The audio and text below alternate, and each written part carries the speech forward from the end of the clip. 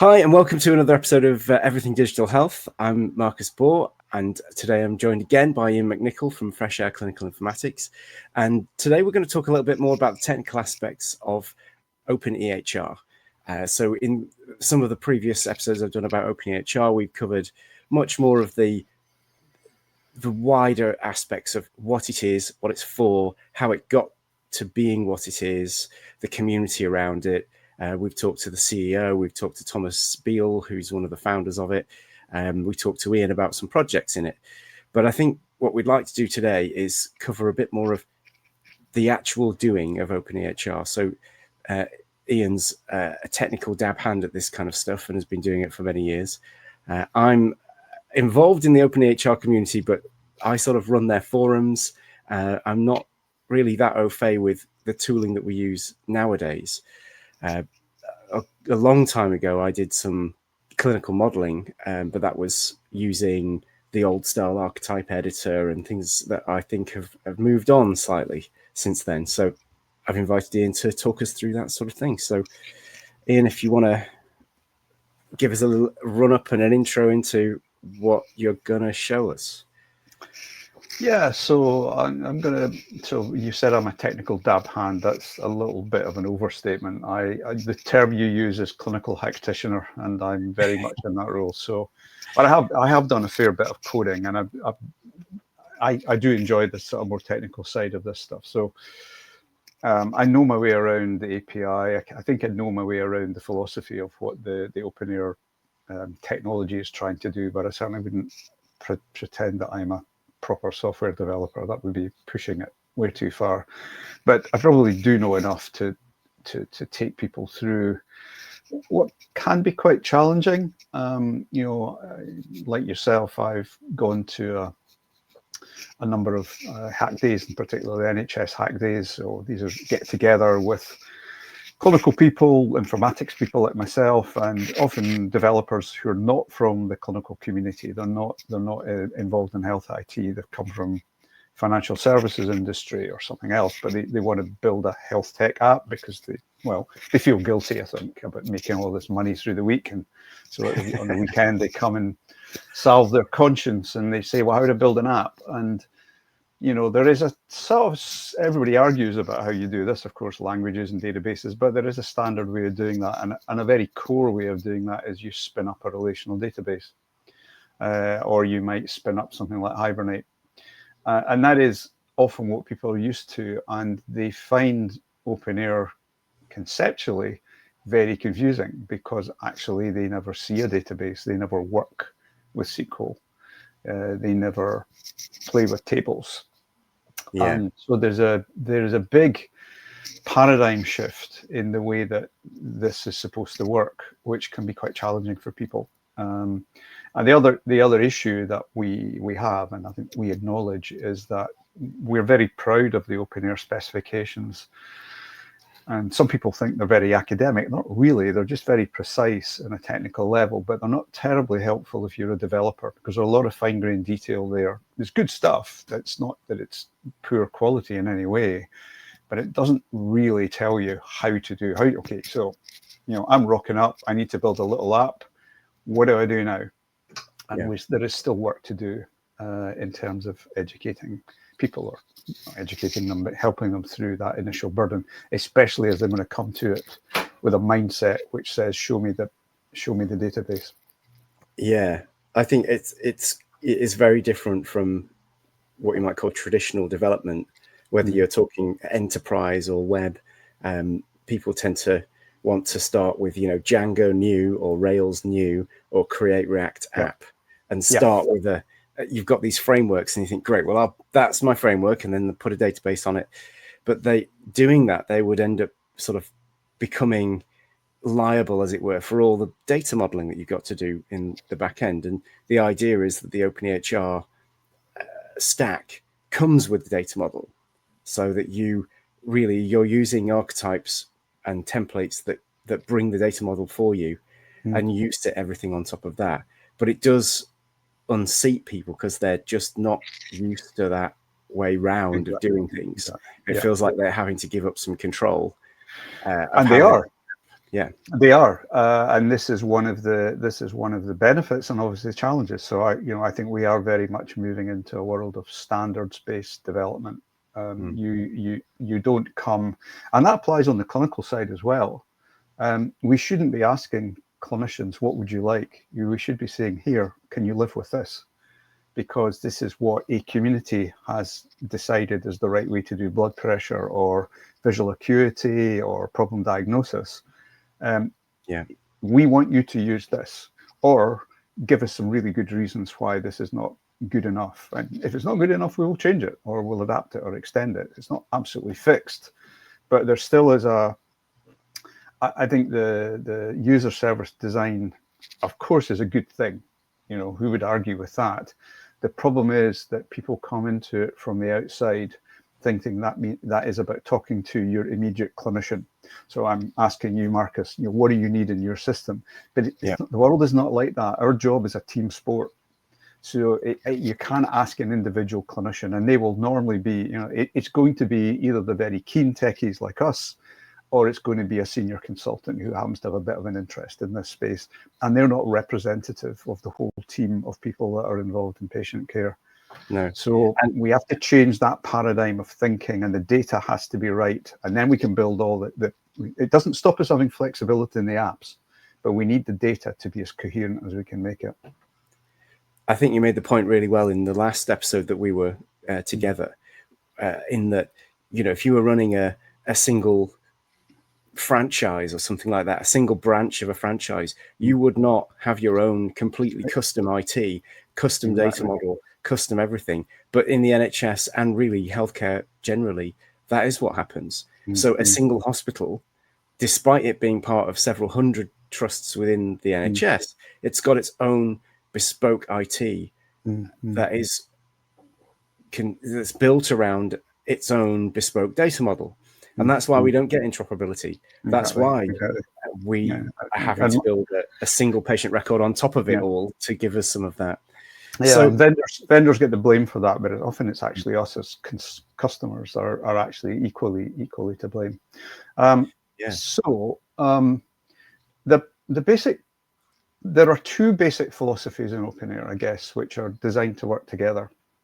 One is that clinicians should, and clinical people, and by clinicians I mean all care professionals, social care, housing, etc., should be much closer to the data design than they are at the moment. They shouldn't see that just through the lens of what's on my screen. At least some people in this world need to be a bit deeper in, and how do we make that easier for them to engage and contribute to the design of the data models, because they are about their work. It's about the work that you need to do, and the way that information has to be collected and surfaced to support the work you do. And the only people who know that are the people who are on the ground. It isn't documented anywhere in an open way. So that's the kind of data modeling bit, and we'll talk very briefly about that in the stuff I'm talking about in a moment. But the clever bit about openEHR, which a lot of people don't understand, is that is just, these data models can be applied to a data engine, what we call a clinical data repository, which I think we should probably rename. It is essentially a no-code data engine optimized to manage frontline data for clinical care purposes, person-centric. And the whole openEHR technology stack is framed around how do we support this idea of this CDR, clinical data repository. And it has a number of key criteria. One is that it should be completely vendor and technology neutral. So, and everything is API driven, or at least service driven. Right now, the way that most people interact with systems is through a REST API. So just let's keep it simple. Not the only way necessarily, but so every interaction that you have with one of these CDR data engines is through an API, standard API. And that includes uploading new data content. It uploads changing data content. It means how you commit the data, how you pull the data back, how you query it. Inside that CDR, there will be some kind of database, data engine. openEHR says nothing at all about what that is. It doesn't define it in any way. It could be SQL Server, it could be MongoDB, it can be Postgres, it could be a simple file set. You know, I know you've got ideas around Git EHR. It could be Git EHR. We have to be able to store the data. We have to be able to retrieve it, and we have to be able to query it, and query it across whatever file system or database you have. So it has to have all the power of a conventional database. And the challenge for a CDR engineer is how to make that work, and in particular, how to make it perform. Even I could probably make it work, making it work fast. That's proper engineering. So these things are not easy to build, or at least not easy to build and work fast. Mm-hmm. But once you've got that, it's very interesting, because anytime we want to change the data models, add new content, extend the content, that is all down to people like me and other colleagues. We don't need an engineer to do that. We just upload the new content to the CDR and it works. Nobody has to go and change data structures. Nobody has to go and change indexes. It is. And we should mention that there are already CDRs are in existence. So there are a whole range of different CDRs available that are off the shelf, essentially. So there's proprietary ones. There are some open source ones now, and you can get a CDR, plug in your archetypes, and that's all of the data modeling has now been done. As opposed to if you were building traditionally with a sort of, you know, Django or some other database built web framework, you'd be just starting that data modeling, and of course, in doing it yourself, you'd end up with something different to what everybody else has got. So you also once you get into the real world, you're going to have to handle other things, like for instance audit trails. It's often a surprise to people who are coming out, and you go, okay, so here's my database, it's working nicely, and you say, well, what happens if somebody changes a value? So Marcus has committed a record saying that the patient was fine. They were absolutely, no, he changed the data. We need to be able to log all of these things. It's a medical legal must. It's not an afterthought. That is part of the openEHR specification. It tells you how to do that, or at least the requirements for doing it. It doesn't tell you exactly how you do it. But if you make use of one of these CDRs off the shelf, you get all that for free. It's all baked into the system, as is versioning of the data. Things like, you know, all of it is designed to make sure that we always know who committed the information. We always know who changed the information or deleted it. It handles soft deletes so that you never actually delete something completely. So you're getting a lot of knowledge about how to build an EHR system instantiated in this box. But the details of what it does, if you're a neurology system or a renal or a GP, that is just about loading it up with the requisite data models that suit that bit of care. And they will be a little bit different, and they're going to be shaped differently, which we'll talk about. But once you've done that, you've essentially got a box that can sit in the middle of a much more complex environment, but be very agile and respond to different requirements, which is, we talked last time about the work we've been doing in London. That is the magic that lets us as clinical informaticians add, you know, learning disability and sickle cell disease. It's going to be epilepsy. We're going to have other things on learning disability and problems. We don't have to go back to the engineers who built the CDR to make all that magic happen. We can do that as clinical informatics professionals. So it changes the control away from the CDR implementer to, if you like, the healthcare community. That's very cool. And so they can get straight on with building the actual application, the user interface, and interacting with the CDR through REST, for example. Yes, you know, exactly. So actually it saved them an awful lot of time, but they have to get past that initial feeling of like being slightly fish out of water. It is fish out of water. It's a, you know, you have to kind of, I say to this to people, you've kind of got to just dive in. And the very last thing you want to do is to build your own CDR, because that's hard work, and it may be intellectually interesting, and you may well have the engineering expertise within your company, but you're going to waste huge amounts of time and resource trying to get this thing working. Far better to use someone else's. And yeah, sure, maybe 3 or 4 years down the road, you say, look, you know what? I think our engineering team could build a better, faster, quicker. Maybe there's a new low-level database that seems ideally placed to do this kind of thing. Let's do it. Great, fill your boots. We can have more. We can always have more options, but don't start there. Use someone else's, because if nothing else, it's a head spinner.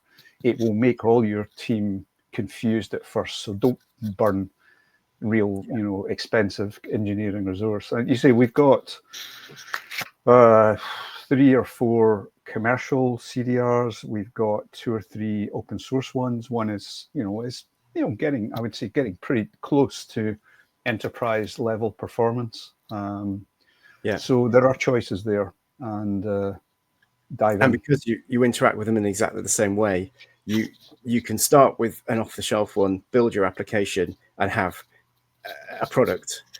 And then later on, if you did want to build your own CDR or switch to a different CDR, it's relatively trivial to switch out one of the backends for a different backend. Nothing in your front-end application would need to change. So that's where it starts to get game-changing.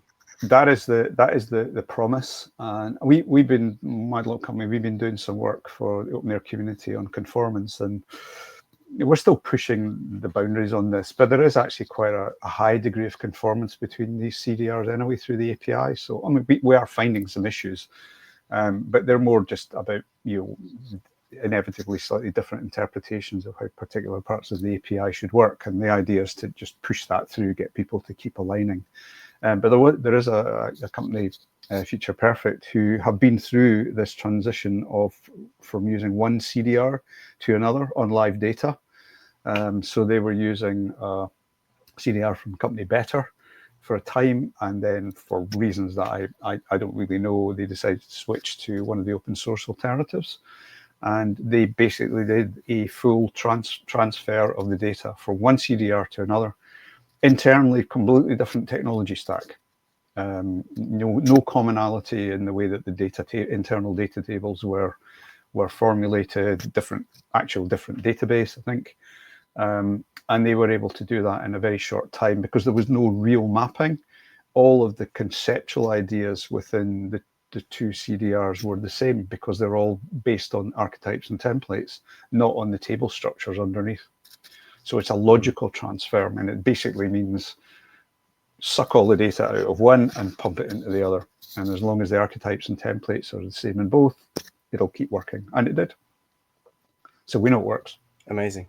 So shall we move on and get the slides out, and you can walk us through an intro to sort of openEHR, and we can sort of veer off if we need to at any stage. Yeah. Okay, so this is based on a talk I did about a year ago, but I thought I'd just revive it here because it seemed to hit the spot fairly well. Just to sort of reiterate, this is not an easy space. You'll hit this as well, Marcus. People come in from the outside and health is not any different, really.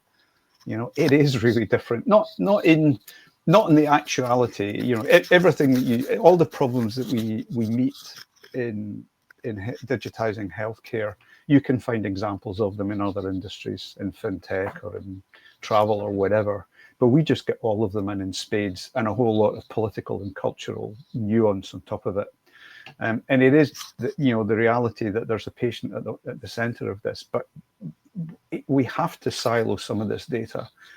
For data quality purposes, we have to work in teams where we control things. So it's a really complex, difficult challenge to make this all work. So we shouldn't minimize. And openEHR, I think, does answer some questions, but it certainly doesn't answer them all. And I think there's a career for you and younger folks for quite a long time.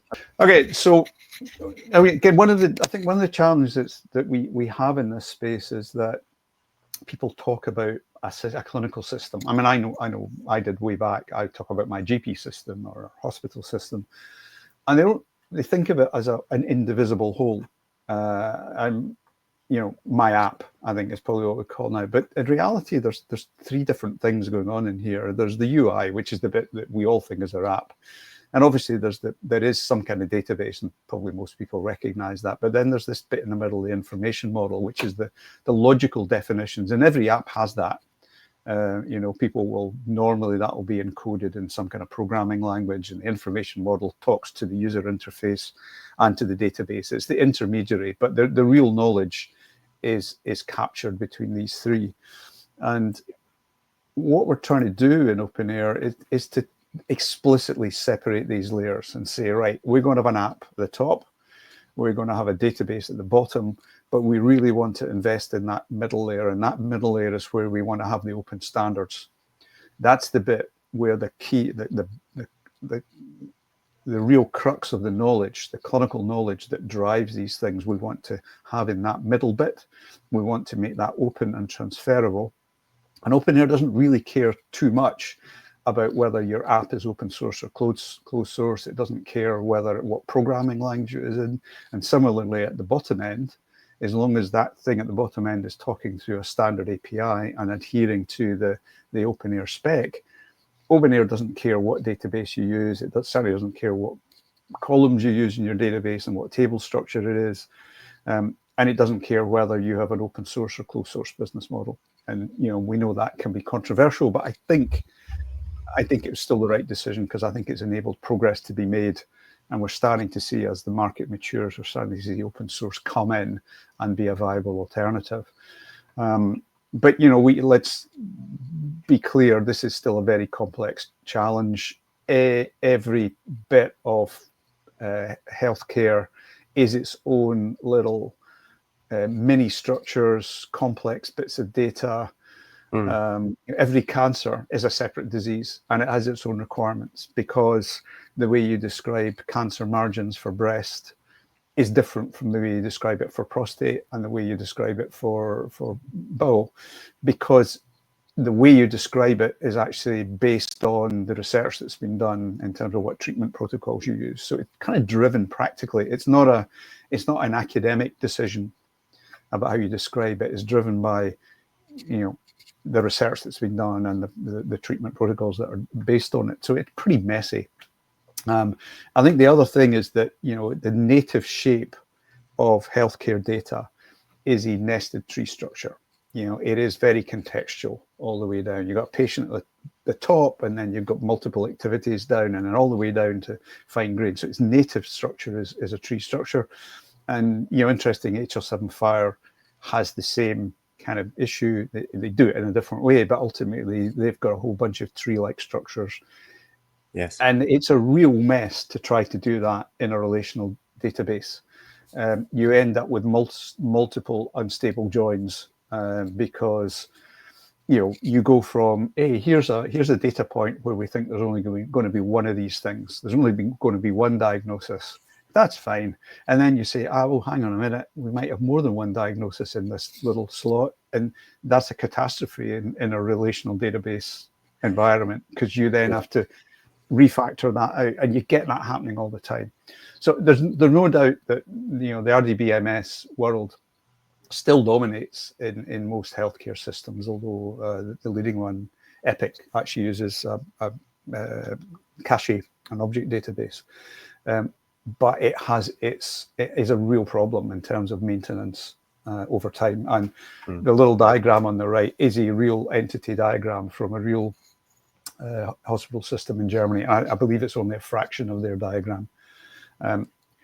So it's hard to do. It means that companies end up having to have a major refactor every 10 years or so, just to keep up with demand. Going in to refactor a data model that looks like that is quite a foreboding task, isn't it? It's you know, it looks like a printed circuit board or a chip design or something. It doesn't look like something you'd want to be going in and trying to understand and get all that in your head so that you can make the changes to upgrade it or refactor it. And this is one of the reasons that companies find it hard to adapt to new requirements, or indeed adapt to standardization. You know, the interoperability issue. It's not just commercial. It's just that they have got this legacy tech spaghetti that's sitting inside, and particularly if they're getting hit with 5 different customers wanting 5 slightly different things, it becomes almost impossible for them to manage. So when people say, interoperability is not a technical problem, it's a cultural problem, well, that's not entirely true, because if you've got this mess sitting behind your interface layer, you are in trouble anytime somebody says, we want you to change to hit the standards. Yeah, absolutely. No, this is just, the world that we're trying to get to in openEHR is this idea of separating the apps from the data, organizing the information into one of these vendor neutral data stores, the CDRs. And it's not just openEHR that can do that. The FAR community are starting to work on similar ideas. So that was quite nice for us, because it started, even though in a way it's a competitor technology, it actually does normalize the idea, having the idea of an independent platform-based data store is becoming a thing, not just a mad openEHR thing, it's becoming an industry thing. So that's the kind of basic aperture: apps, vendor neutral information model, and technology neutral data store. And this is the bit I'm mostly going to be talking about. So what's in that? It's domain driven.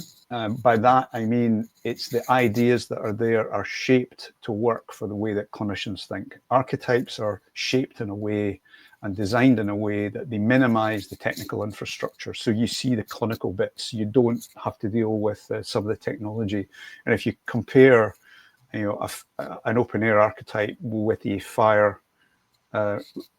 similar resource, so the FHIR condition, openEHR problem diagnosis, the clinical bits are almost identical, but the FHIR bit carries all the technical infrastructure with it, whereas we push our technical infrastructure into a layer called the reference model, deliberately to allow the clinicians to focus on the bit that we want them to think about and not have to think about the stuff behind.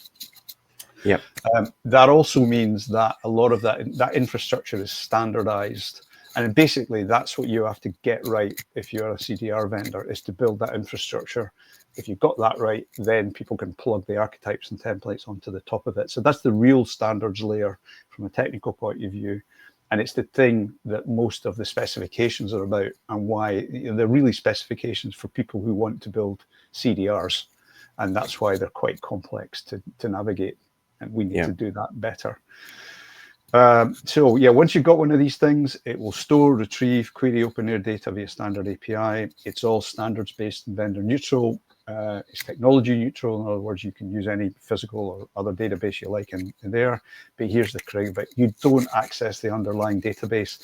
And even if you can, it will hardly ever make any sense, because it's structured in a way that just helps the technology to work. It's not, you won't see a blood pressure reading or a table. You won't see an allergies table.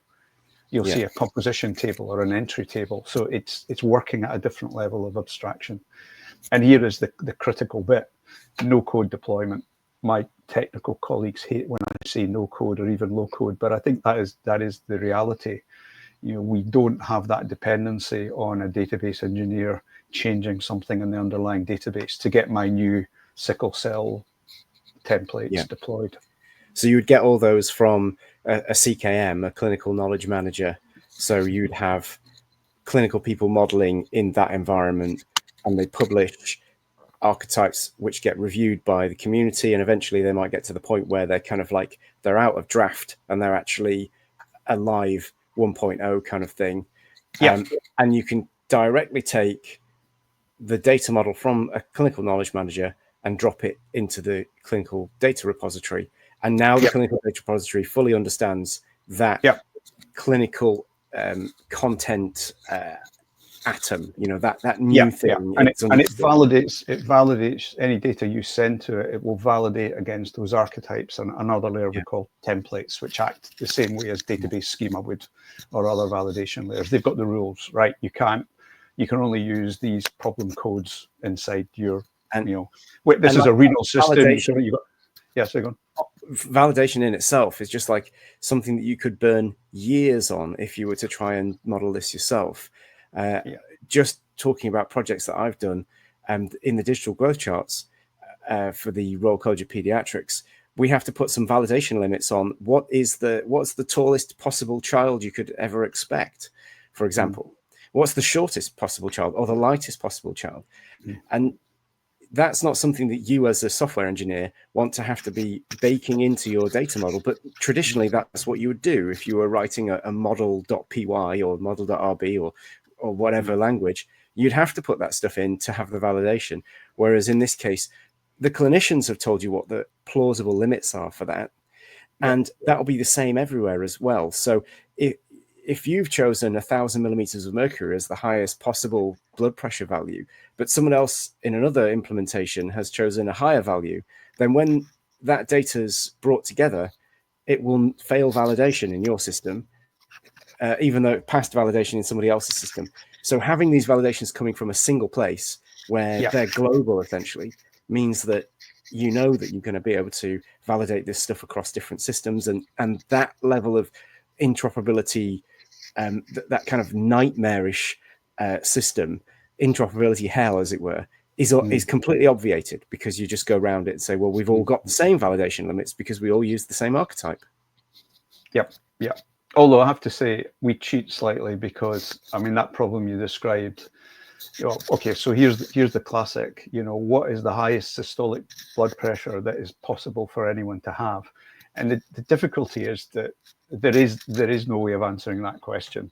What we do know is that the way that openEHR works, if you breach that limit, you will get a hard server stop. In other words, you will just not there, because it's instantiated in the archetype. And if it says you can't record anything above 300, and somebody does come across, a 310, it will go no. And we want to avoid that. So we actually, so one of the places that validations are actually quite tricky are in these numeric values, or physiological parameters, because it's quite hard to be definitive. So when we build the archetypes, we actually leave them almost as sanity check figures, right? You can't have over 999. Because if somebody's put in 1,000 or 1200 because they double hit, we know that is clearly wrong.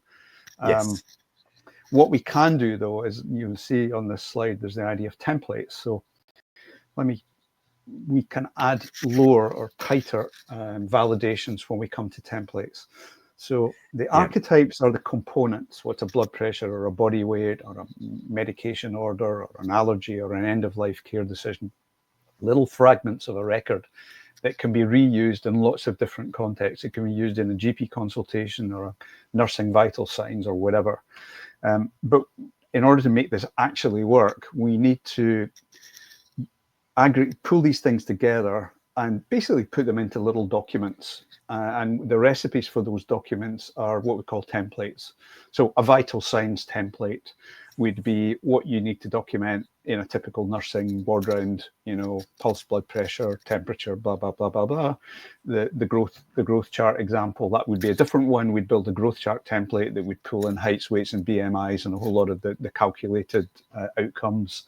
End of life care plan would be another one. So there's obviously, we're using the same archetypes very often in somewhat different contexts.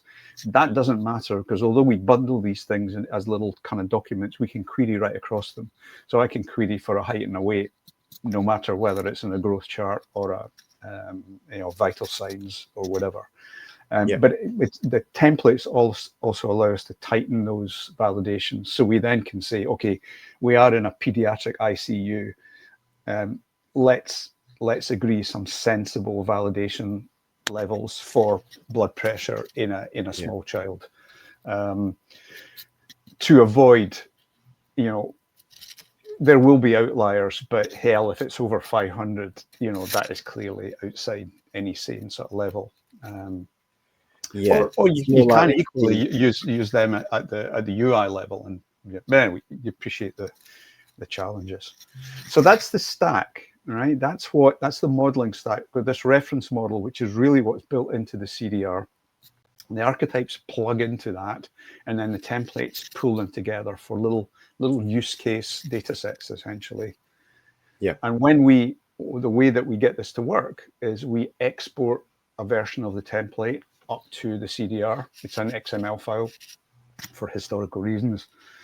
We export that, or it gets imported by the CDR, effectively then is registered by the CDR, and we can then send data. We can send what we call a composition, which is basically a JSON or XML document, which describes all the data points, let's say in a vital signs data collection.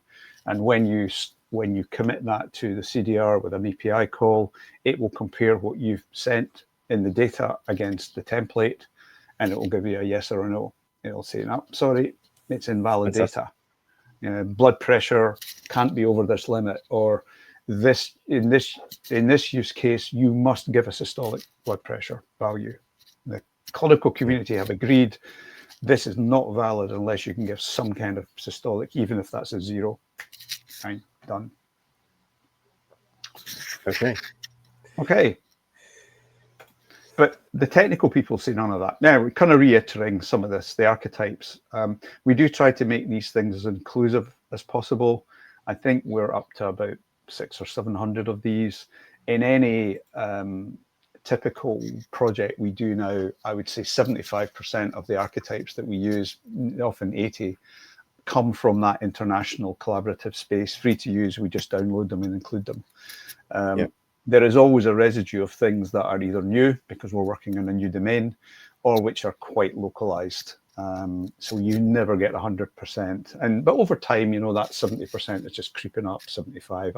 I suspect we'll get closer to 90% by the time, you know, the modeling has worked. But we'll never get to 100% because there are always new things. There are always new domains. We've been working on a pharmacogenetics archetype, which is all new to me and quite exciting.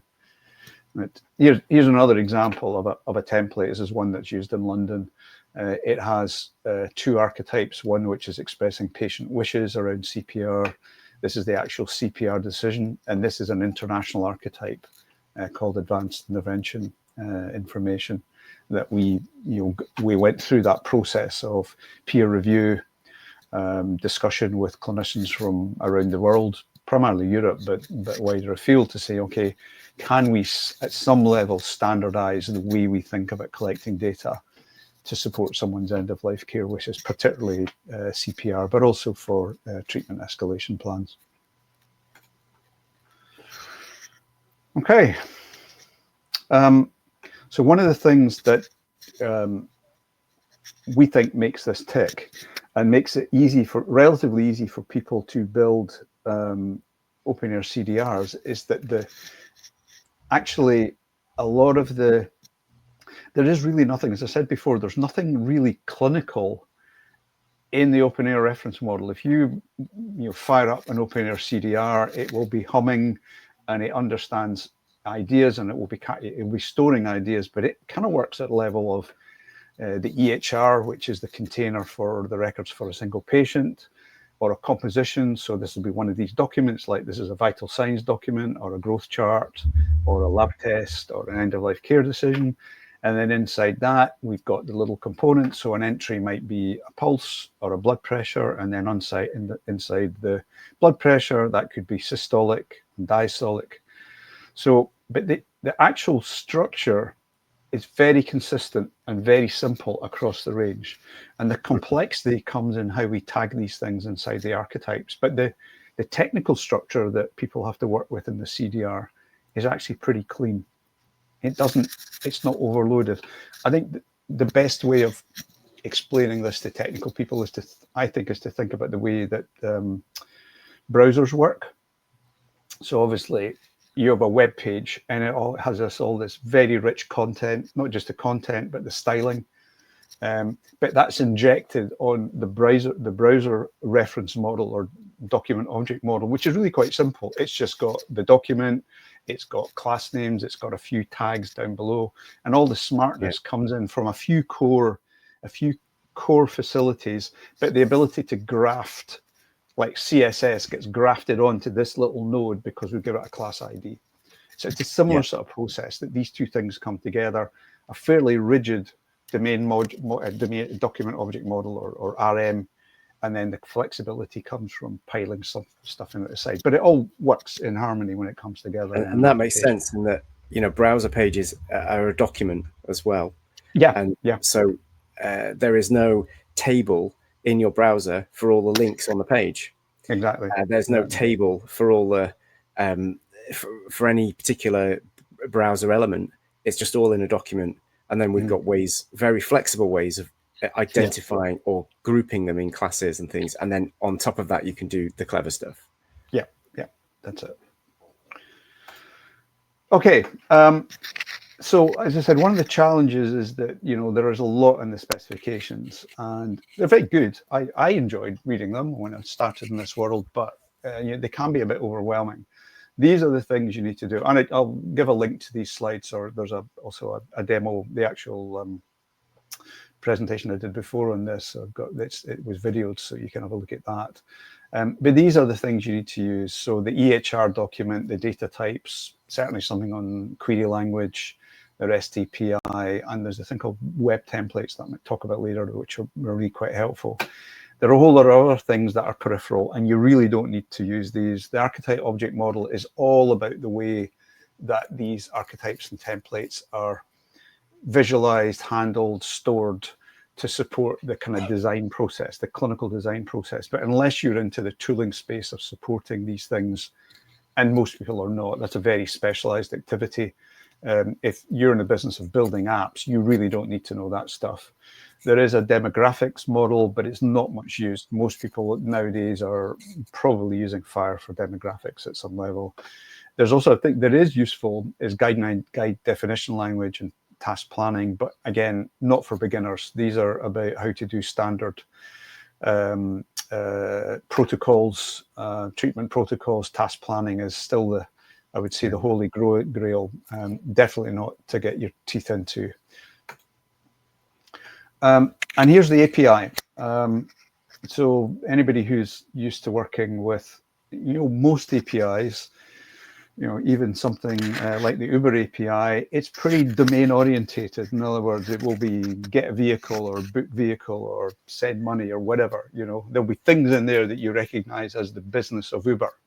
And if you go into the FHIR APIs, it's, you know, post allergy or get allergy or whatever, you know. So it seems very strange that openEHR, which is all about clinical data, there is absolutely nothing in the API that actually talks about anything that you'd recognize as clinical. It's all based on the abstracted ideas. That makes it really simple. So again, it's critical. The templates are our, basically in combination with the openEHR reference model, are our schema definitions. So if we're going to validate the data as it goes in, we need to be able to upload the templates. We need to be able to list them, bring one back down. A really useful thing about creating examples, which I'll talk about in a moment. And that's just, if you like, the design side, getting the designed clinical data models into your CDR. So one resource for doing that. EHR is really about registering a patient. So as I said before, the EHR is the object, the container for the records for a single patient. It's a bit misleading because we tend to think about an EHR as a thing for everybody, but in openEHR it means the container. And it really is a very lightweight container. Basically, we need to register the patient, which means usually sending in their, in our world, an NHS number or some kind of hospital record number. That creates the object. So there's a post call which creates the object, and it returns an internal UID EHR ID, which is what is used internally. So we try to keep patient identifiable information outside the CDR, including their external ID. So we don't really carry the NHS number inside the CDR. It's a basic privacy thing. So that's quite simple as well. Basically create a new one, or, hey, I've got this person's NHS number. I need to find out their internal EHR ID in order to do any more work. So a simple call at the start of a transaction against a single patient's record.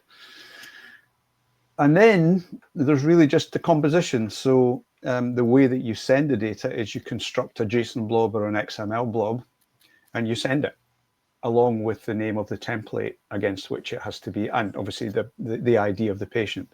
So they're really simple calls. Yes, you can update it and you can delete it as well. A logical delete, you don't actually physically delete it because you need to be able to retrieve that for medical legal reasons. So that's all built in. And then there is queries. We'll talk about AQL in a bit. But you can see that, you know, understanding the parts of the reference model, and there are more, but these are the key ones, that will get you by most of the work you need to do. Yeah. The complexity comes in the content of the composition, because that is defined by the template and in a sense is arbitrary, right? So it's not like Fire where you can say, I'm going to send an allergy in here. I just have to look at the Fire resource definitions and it will see the structure of the data that I need to send. We do it differently. Yeah. We're going to build a template which might include not just one resource. It might have an allergy plus an exclusion of an allergy or some other things in there. So it's more like a bundle in Fire terms. And because we could have constrained or adapted it further, we can tidy things up in the template. We can remove data points that are not required. The only way you can know what your target data structure is ultimately to refer back to the template, because it's not documented. So in a way, it's a more ad hoc construct that is documented closer to, you know, the real deployment. There are various ways that we can express a composition as XML or JSON. There are more expanded, and then there's sort of flat forms. This is one of the what's called the structured forms. It looks a little bit like Fire, you know, fairly simple JSON structure. What were they allergic to? Seafood. These would normally be coded in a real system. What happened? Eating crab meat. I think there's a personal circumstance that I probably shouldn't share. I had a bad experience in a Parisian restaurant with allergy to crab meat. Oh wow! So this is the kind of structured tree form of the data. That is a structured tree. This is not the. This is a cleaner form, but it all gets turned into what we would call this canonical form, and it's not. You have to stress that is not what is actually stored, right? So it's not a case of picking up this blob of JSON and slogging it into a column in a table. It's the job of the CDR vendor to shred that into whatever internal structures they need, whatever tables they need, and whatever technology they need to make that sing and fly, because you've got to be able to query back every little bit of that data at speed. And that's what makes building a CDR hard. So just various examples, different, but they all accord to the reference model, and they all are transferable and interchangeable. The same thing. This is a flat format that we actually use a lot. It looks a bit weird, but really it's the same data, but it takes all these little name segments and flattens them out as a single string. So it kind of walks the entire path. It walks the entire to get path to that leaf node. Yeah, exactly. So that and you know where you can see from a single line where you actually are, without having to scroll up down and follow the indentation back to the sort of origin. Exactly. And you know, some people hate it, particularly JavaScript people who go, I haven't got my nice JSON object to map into, which is really easy if you're doing JavaScript. But it's really nice for doing mappings from other systems, because you can have an X path on one side and the flat path, and you go, just take the data from there and put it there, take it from there, put it in there, take it. We've used that a lot in those kind of integration environments to, you know, particularly for people that don't understand openEHR, or maybe don't even understand health data. You know, we forget, those of us who are clinicians, that a new developer will look at this and going, what is that? I don't even know what these things are. So that's one of the problems with the domain, is that there's a lot of knowledge to even get started. You know, that for you need to know, if you're developing and you don't have access to clinical knowledge, then the difference between diabetes insipidus and diabetes mellitus will hit you square in the face at some stage, when you realize that these are totally different diseases with completely different treatments and diagnoses. But that's not obvious when they're both called diabetes. So it makes it illogical that they wouldn't be related conditions, and all of that stuff will bite you. So the more that we can do to take that away from a necessity for anybody who's technical and just say, here are the concepts that you need to read and write to, ready, done, kind of thing. And it still bamboozles me. I was saying pharmacogenetics, I had to learn or perhaps relearn, from my medical studies, God knows how many years ago, what's a haplotype versus a diplotype versus a genotype versus a variant. I'm going, what the hell is all this? And the same, we were doing renal medicine around dialysis, home dialysis, peritoneal dialysis with machines, patients doing it themselves. Yeah. All sorts of unfamiliar language, which at some level I had to learn, and it is really difficult. It's also why you can't get hold of like a single clinical expert, because any single instance of a clinical expert is by their nature specialized to the bit of medicine that they know. And there's so much of medicine, they can't possibly know anything useful about all the other specialties. They only know their thing. So you either need you need a consultant from every single specialty to be involved in developing your EPR, or you need to take advantage of a project like openEHR or FHIR, where a lot of that clinical modeling has been done using hundreds, if not thousands, of clinical experts. And nurses are actually, if I was given the choice between employing or having seconded a consultant or a GP for that matter, or a nurse, I pick nurse every time, because they are the ones who tend to be dealing with the granular data and the complexity, but they often have more than enough domain knowledge, particularly in a specialist area like renal medicine. They know their way around the terms 100%, but they're handling the data, whereas the docs tend to be reusing the data and making decisions on the data. So they have a very skewed view. I'm allowed to say that as a doctor, I think. Not saying it's all bad, but it's true.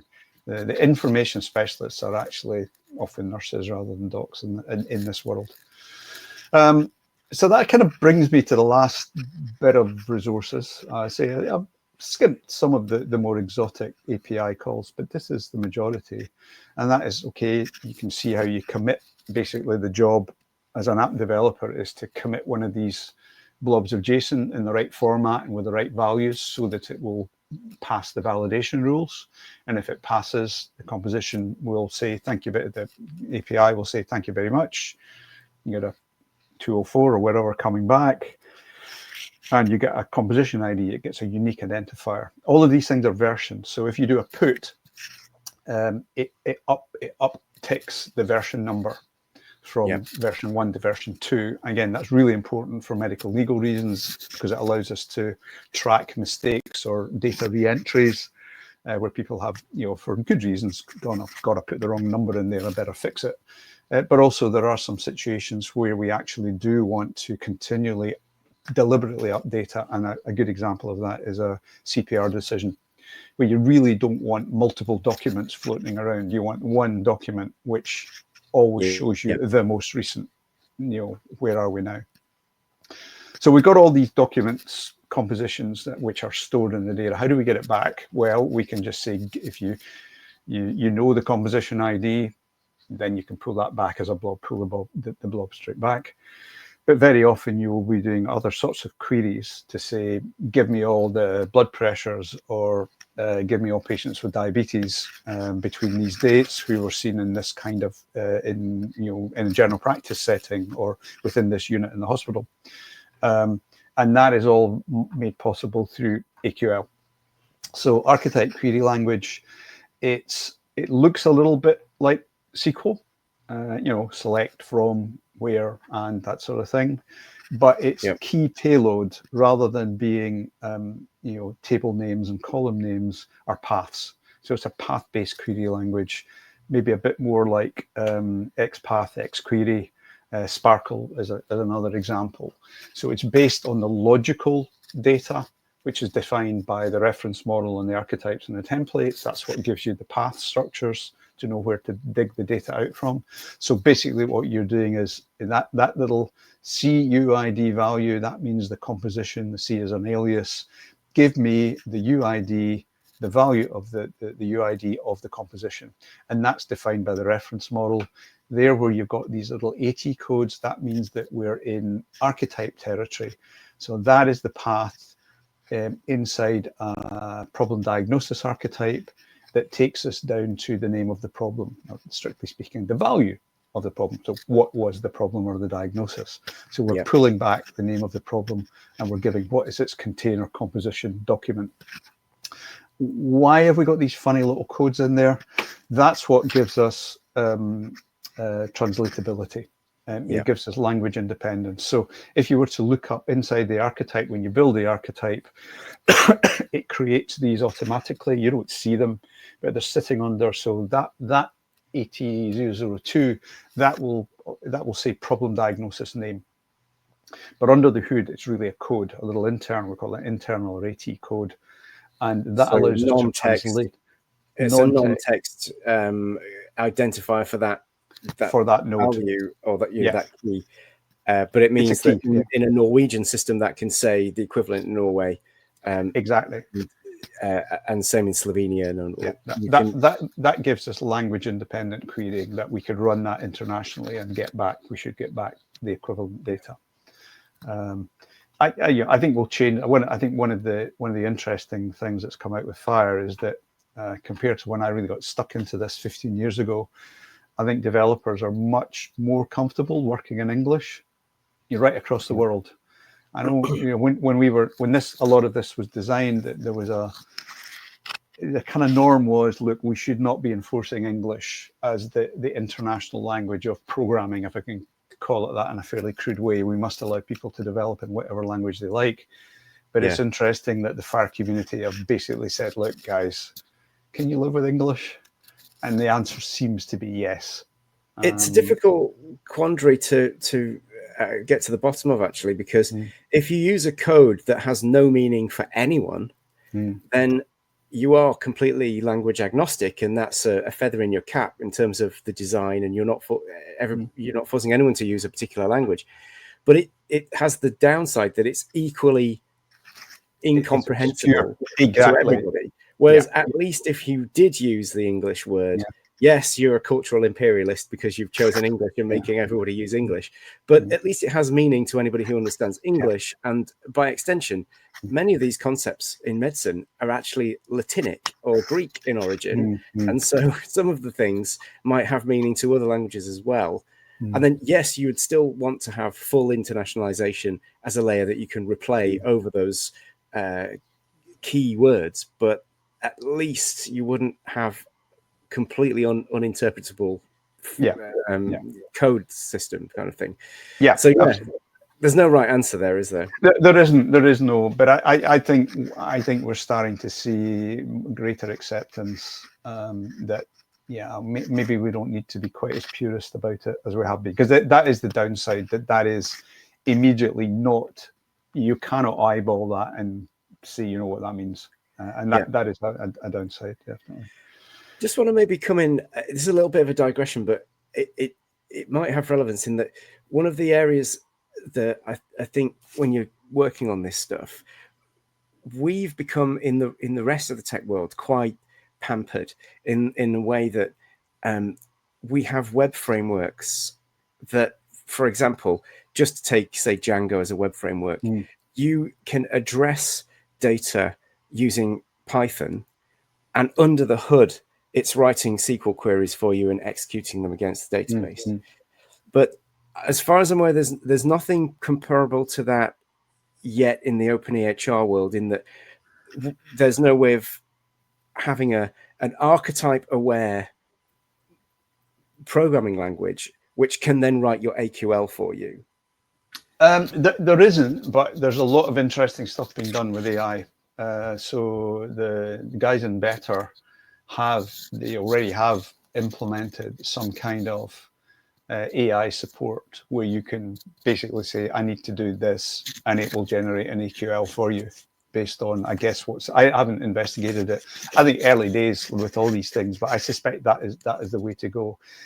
Again, I think it's going to be interesting to see how far that goes, because in a very simple environment, you're running simple EQLs. You're not having to think about. No, so here's an example. If you're running a GP system, you're going to run, and you want to find patients with above average blood pressures, or potentially abnormal blood pressures. You can run that query because you can run it across all of the data in your patient environment, because you know the context that they're working in. It's a normal working environment. But what if your CDR is also handling people who are in an ICU, where their blood pressures are going to be in all sorts of other states because they're sick or they've been run down in a road accident? So you have to exclude them. Now, in AQL, that's easy to do because you're carrying part of the reason of the reference model is it has all these hit points where you can include or exclude people in different facilities or locations or settings. So you can build that into your AQL and say, give me all the blood pressures for people who are where they were taken within a GP setting, but leave out the ones that were taken in ICU. So you can do that. But, is the AI smart enough? There's a lot of higher order thinking, and it's going to get way more complex than that simple example. So it'll be interesting to see, but it's a challenge for human beings as well to understand how to manage the context and control when you've got access potentially to all of this data in all of these different settings. How do you make sure that the data you're getting back is actually fit for the purpose that you need? Because it may not be quality controlled, or it may be that the person is in a very unusual physiological state and it doesn't apply to your particular setting. And AI, certainly, I suspect we will need AI assistance over time to help us manage that, because it becomes intellectually pretty burdensome. Yeah, and LLMs actually seem to be very competent with this exact sort of thing. So a SQL query is the kind of thing that you could get an LLM to competently output something that might work first time. Well, I'm a bit of a so first of all, I do not think that LLMs will be able to, they could help us build archetypes and templates, but I don't think they'll actually be good at doing it. The reason is that basically the maps haven't been written. LLMs work, I use them all the time when I'm doing programming, because basically they've sucked up everything that's in Stack Overflow and everybody's open Git repository. So they've got the maps, they've got the knowledge. We don't have the knowledge in the health domain. It doesn't exist. It's locked inside systems, it's locked inside books. In a sense, what we're doing with the archetyping work, and fire the same endeavor, slightly different, is actually to build the basis of the information that in the future, and probably in the near future, LLMs will be able to really take advantage of. But there's nothing to work on at the moment. We haven't built the maps for them to work on. But once you've built the maps, it can be really impressive. So I saw a demo of LLMs working. So it was using an openEHR rig in ophthalmology, outpatient ophthalmology, sort of standard template that we built. And the rig was patient talking to a clinician in a normal consultation, just a consultation between two people, using the kind of scribing sort of ambient stuff that I don't really understand. But the critical thing is it was using the openEHR template as its context.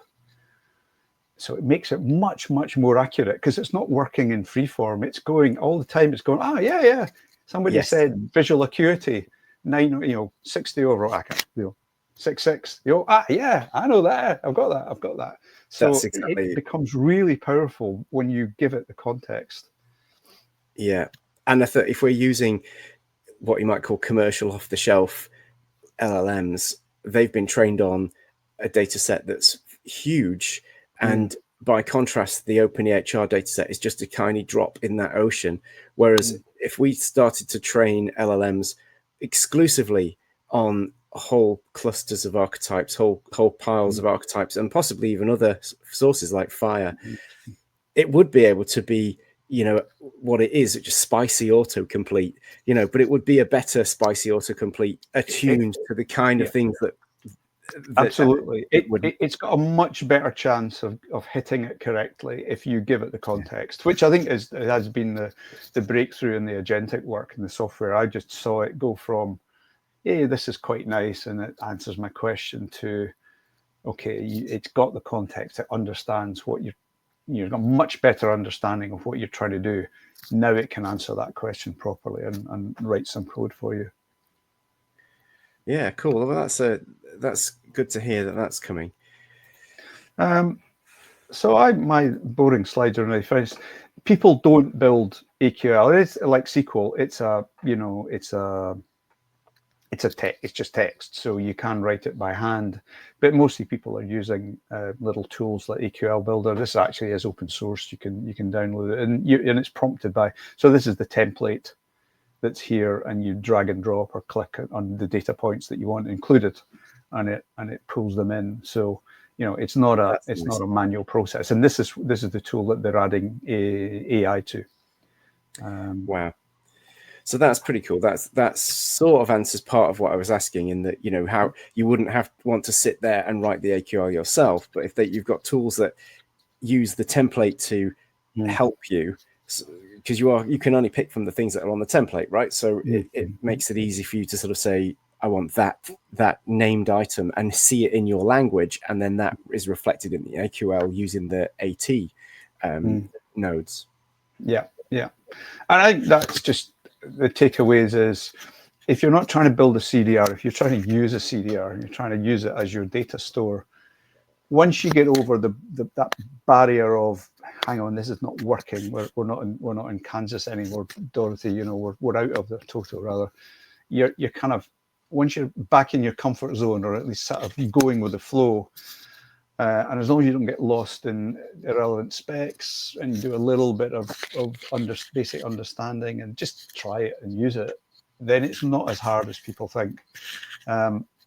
It still is harder than it needs to be, but that's also true for Fire. And it's interesting, I was at the Fire Dev Days in Amsterdam a few weeks ago, and even though Fire feels simpler, once it gets into real-world environments, it can also get pretty overwhelming for somebody who just says, but I've just got a problem diagnosis that I need to add. That's all this is a patient app. And I've just got one that's, you're giving me this vast resource that's got all this. I don't understand this stuff. I don't need it. And I think there probably is a comeback. I think one of the combined efforts that we'll do with the Fire people, probably through the lens of Fire, is to say, look, in reality, a lot of app developers do not need to see this layer of complexity. They need to be shielded from it. So let's give them a really simple interface layer.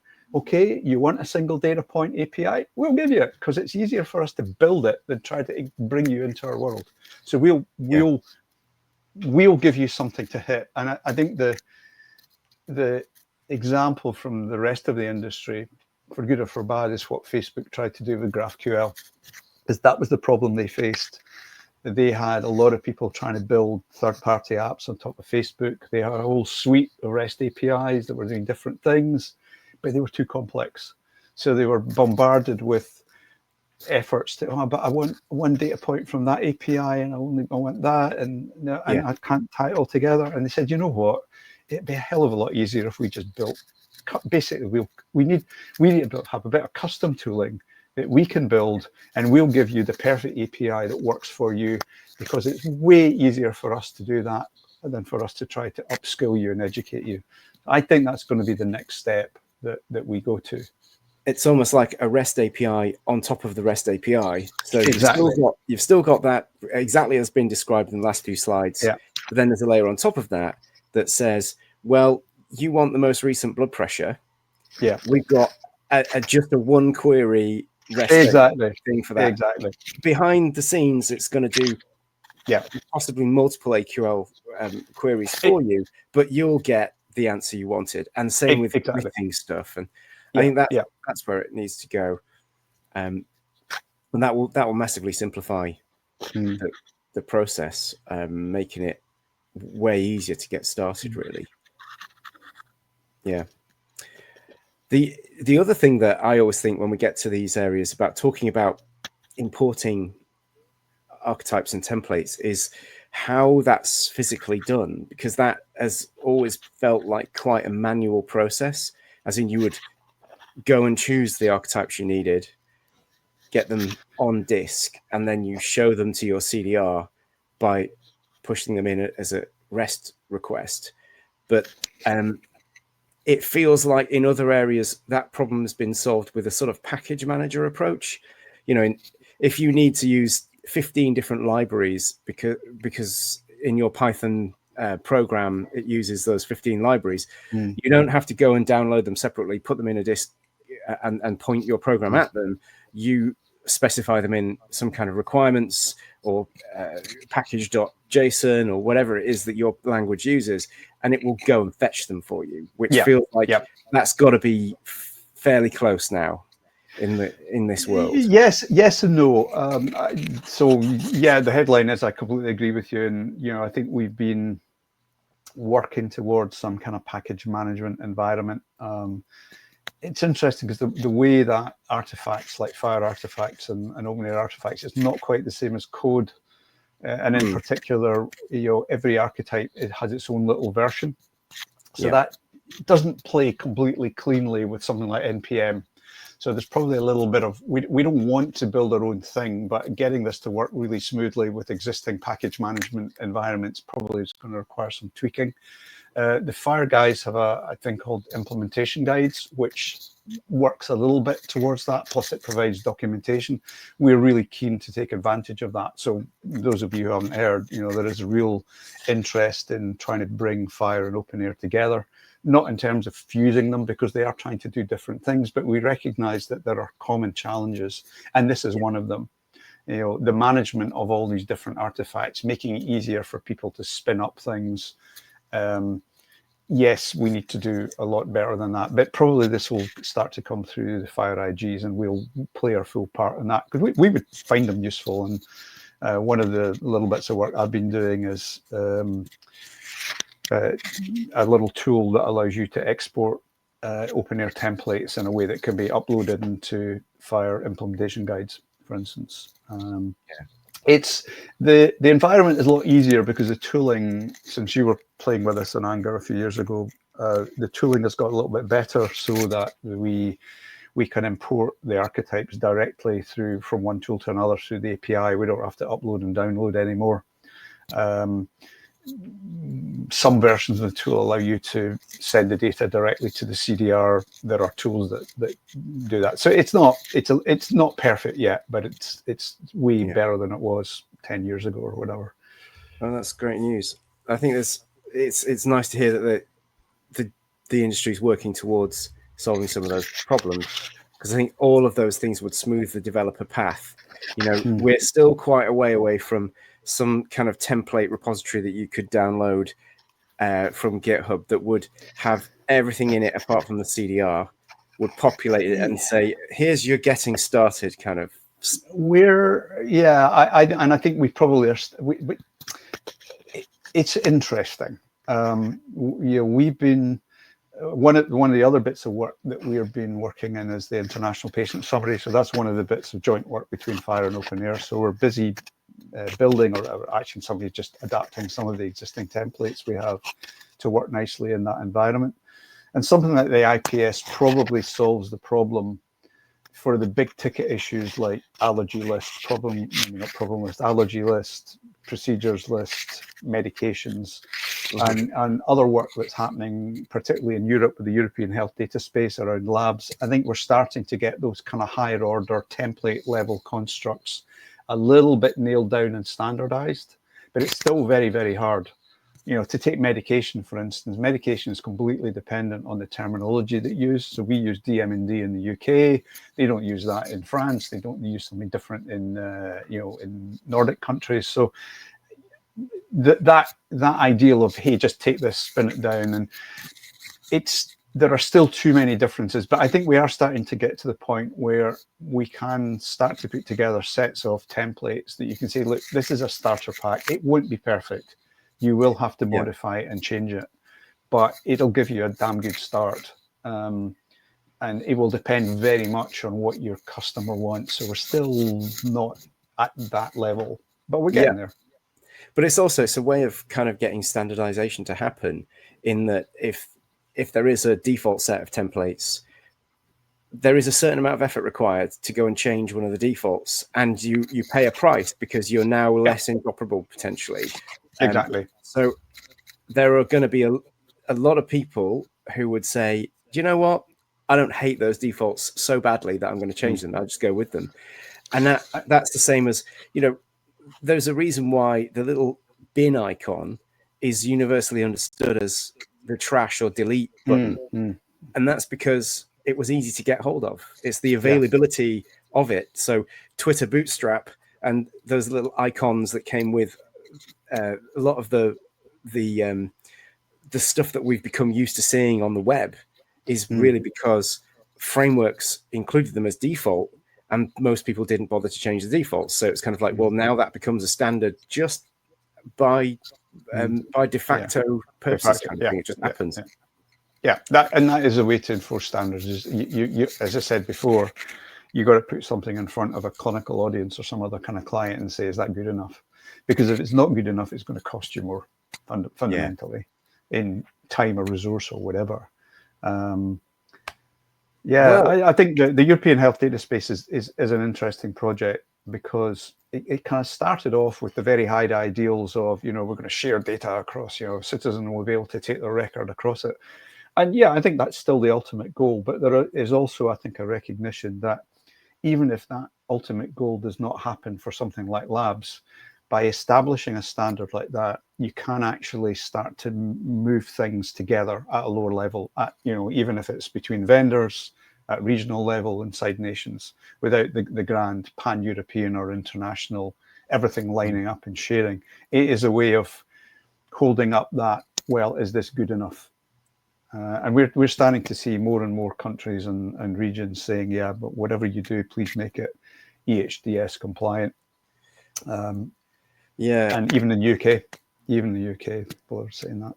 So I think if it covers sort of 90% of what people need, then implementers would have to make that decision as to whether they really, really care about that extra thing to be enough to say, we're going to be different, we're going to lose some interoperability. And in the end, it will become a balance of risk for them. Is pursuing that final perfection as they see it for their implementation will lose them some of the interoperability that they would otherwise get. And because that is a killer feature, the interoperability that you need, it starts to change the way we talk about those arguments. We actually say, no, actually, we'd rather comply with the rest of the European health data space and lose a little bit of our bespoke special personality, that's UK specific or whatever. I think it's that's how you get harmonization. Some people you have to just relax the reins a bit. But you've always got to leave the door open, because that's how innovation happens. The success of medical, the medical world over the last 70, 80, 100 years maybe, has been because of pain in the arse people trying to do different things. And it's balancing that is really tricky. We've got to stop doing as many different things, but we can't stop doing different things, because that's how we progress. All progress is due to the unreasonable man. Indeed. That's a phrase that I love. Oh, we know that. And because reasonable people just go with the flow, and then nothing changes. So you've got to be unreasonable and say, no, this is not good enough. I've got a T-shirt with that written on it because it's my watchword. But as you say, you need to have enough standardization that you can make progress, but you can't stop progress by forcing the standardization and nailing everything to the floor. There's been lots of really good discussion in there, and some really interesting things within those slides.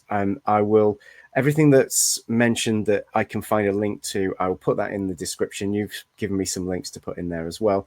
So if you're watching and anything's sparked your interest, then further down the description, you'll see all of that stuff. And I will include some links to further training, both with Ian's company, and there's many other companies around the world that provide. Actually, funnily enough, it's not our company. It's a company that we use to distribute our stuff. But actually, there is nothing there that we benefit from directly, because we don't do technical training. So cool, not us. But we've got lots of friends around the openEHR community who do that. So I'll share those links, and yeah, and if there's anything more that viewers want to hear about, or some area that we didn't go into, then by all means comment, and we can address that in a future episode, because it's feeling like this is getting momentum.